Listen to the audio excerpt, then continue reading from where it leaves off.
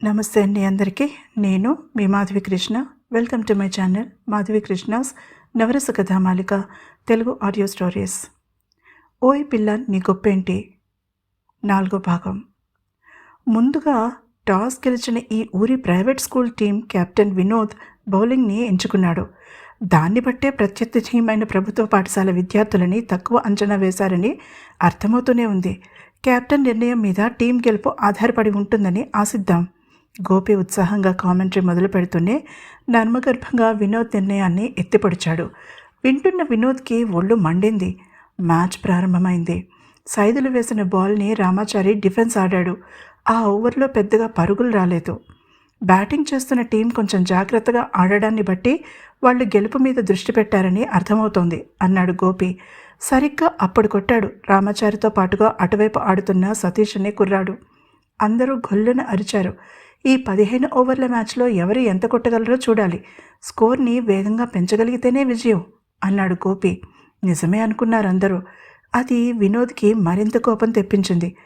ఒక్కసారి కుదురుకున్నాక బౌలర్లని చెతొక్కటడం మొదలుపెట్టారు బ్యాట్స్మెన్. ఓహో, అద్భుతమైన షాట్ కొట్టాడు మన రామాచారి. షాట్ కొట్టడానికి బలం కాదు నైపుణ్యం ముఖ్యమని రుజువు చేసిన మన రామాచారి సునామీలా పడ్డాడు ప్రత్యర్థి టీం బౌలర్ల మీద. ఇప్పుడు కెప్టెన్ బౌలింగ్ రావడంతో ఆట మారేటట్టుగా ఉంది అన్నాడు గోపి. అలా అతని తమాషా కామెంట్లతో అద్భుతమైన అనాలిసిస్తో అందరూ మ్యాచ్ని ఎంజాయ్ చేస్తున్నారు, గొప్పింటి జమీందారుతో సహా. 2 వికెట్లు పడ్డాక సూరజ్ వచ్చాడు బ్యాటింగ్కి. చూపిస్తారా, చూడరా నా సత్తా అన్నాడు సూరజ్ వినోద్కి వినిపించేలా. కెప్టెన్ బౌలింగ్ చేస్తున్నాడు అంటూ గోపి ఉత్సాహంగా చెప్పాడు.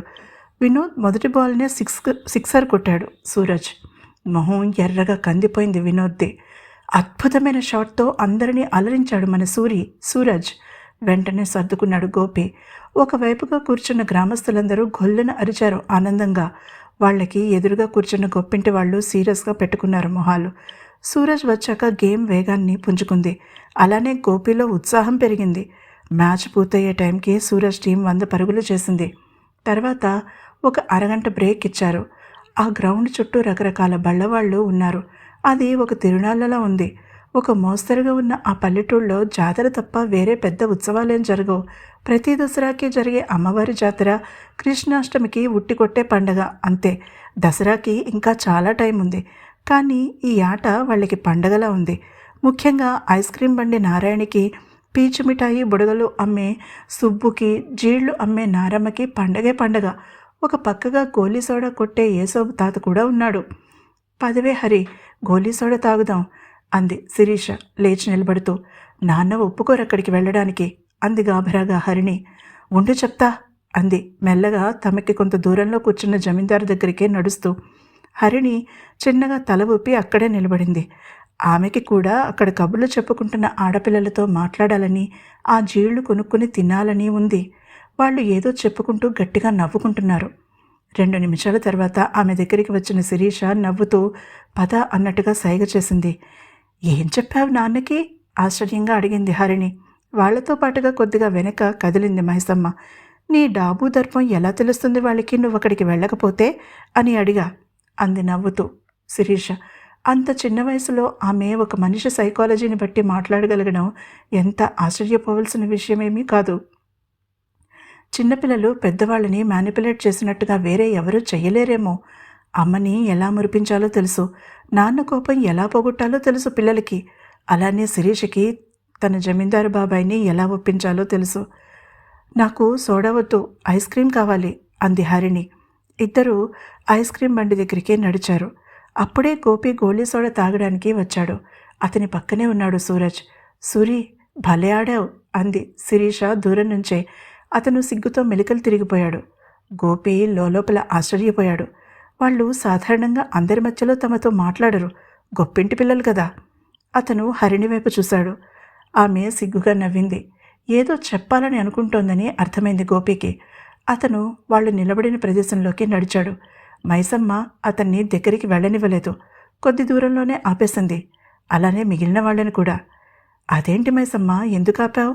ఆట మొదలవబోతోంది, మళ్ళీ అందరూ కొనుక్కోవాలి కదా కొంచెం గట్టిగానే అంది హరిణి. పెద్దయ్య గారు ఊరుకోరండి, అంది మైసమ్మ.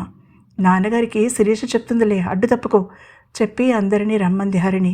ఇక అందరూ పోగేయేసరికి ఆమెకి కొనుక్కోవడానికి వీలు కాలేదు. దూరంగా నిలబడిపోయింది. కొందరు ఆడపిల్లలు ఆమె వేసుకున్న ఖరీదైన పట్టులంగా వైపు చూస్తున్నారు ఆశగా. మగపిల్లలు ఆమె వైపు దొంగచూపులు చూసుకుంటూ వెళ్తున్నారు. ఇంతలో గోపి గుంపులో నుంచి బయటకు వచ్చి ఆమెకి ద్రాక్ష పుల్లైసు అందించాడు. ఆమె ఆశ్చర్యంగా చూసింది. కొనుక్కోవాలని అనుకుని వచ్చావు, అందరినీ రమ్మన్నావు, నీకు లేకుండా పోయింది, అందుకే అన్నాడు నవ్వుతూ. త్వరగా తీసుకుని తిను, ఆ వినోద్గాడు ఇట్టే వస్తున్నాడు హెచ్చరించింది శిరీష. హరిణి ఠక్కున లాక్కున్నట్టుగా తీసుకుని నోట్లో పెట్టేసుకుంది. గోపి నవ్వి, నిన్నొకటి అడగనా అన్నాడు. ఆమె తింటూనే తల ఊపింది. హరిణి కదా నీ పేరు, నీ గొప్పేంటి? గొప్పింటి పిల్ల అంటారు మా నాన్న. ఎలాగో నాకు అర్థం కాలేదు. నువ్వు కూడా ఆ పిల్లలాగానే ఉన్నావు. అదిగో అక్కడ నిలబడి సూరిగాడితో మాట్లాడుతోంది చూడు, మా అక్క, ఆమెలాగానే ఉన్నావు. మరి గొప్పింటి పిల్ల ఎలా అయ్యావు హరిణి అడిగాడు గోపి. ఆమె పునాదులు కుదిపేసిన ప్రశ్న అది.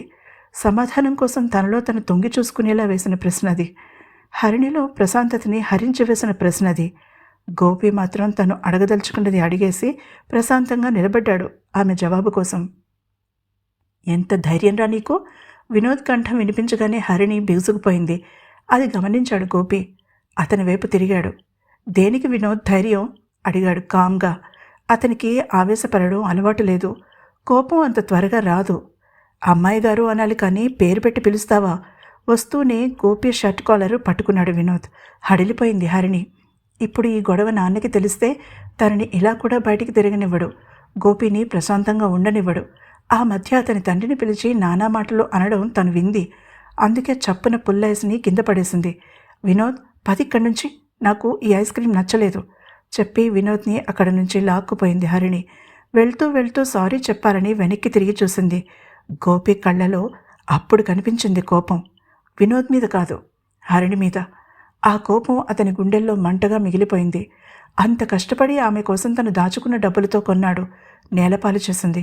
డబ్బుకి విలువ లేదు సరే, ఎదుటి వ్యక్తి కష్టానికి గుర్తింపు కూడా లేదు ఆమెలో. గొప్పింటి పిల్ల కాదు, సంస్కారం లేని పిల్ల అనుకున్నాడు. ఇక వెనక్కి తిరిగి చూడలేదు. కోపంగా గ్రౌండ్ వైపు వెళ్ళిపోయాడు. తిరిగి ఆట మొదలైంది. ఎందుకే హరి అంత పని చేశావు? గోపి షర్టు కూడా చిరిగిపోయింది తెలుసా నీకు పుల్లేసుకునేటప్పుడు మందలింపుగా అడిగింది శిరీష. ఏమోనే, నేను అదంతా ఆలోచించలేదు. గొడవ పెద్దదైతే నాన్న నన్ను బయటికి రానివ్వరు. అలానే గోపి వాళ్ళ నాన్నగారిని పిలిపించి నానా మాటలు అంటారు. అందుకే అలా చేశాను. ఇక ఆ విషయం వదిలే, ఆట చూడు అనేసింది హరిణి.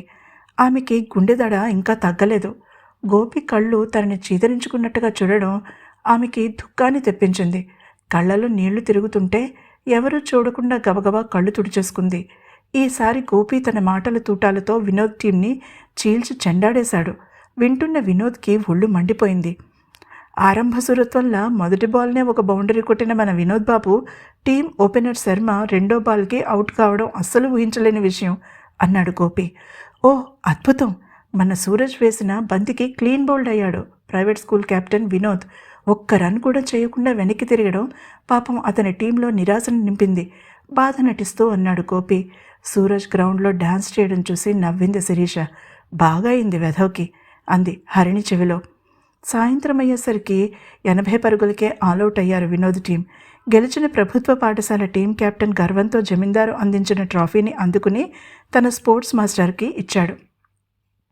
గోపి అద్భుతమైన కామెంటరీ చెప్పినందుకు ప్రత్యేకమైన బహుమతిగా 1116 అందుకున్నాడు జమీందారు నుంచి. వినోద్ పక్కగా నిలబడిన గోపి కాలర్ పట్టుకున్నాడు. నీ మాటలతో శల్యసారథ్యం చేసి మమ్మల్ని ఓడించావు. నీకు దమ్ముంటే వచ్చే ఏడాది గ్రౌండ్లో నిలబడి నీ సత్తా చూపించు అన్నాడు కోపంగా. నిన్ను కొట్టడానికి నేనవసరం లేదు, నా ఫ్రెండ్ చాలు, పోరా అనేసి అక్కడి నుంచి వెళ్ళిపోయాడు గోపి. రే గోపి, వచ్చే సంవత్సరం ఈ కప్పు నాదిరా అరిచాడు వినోద్.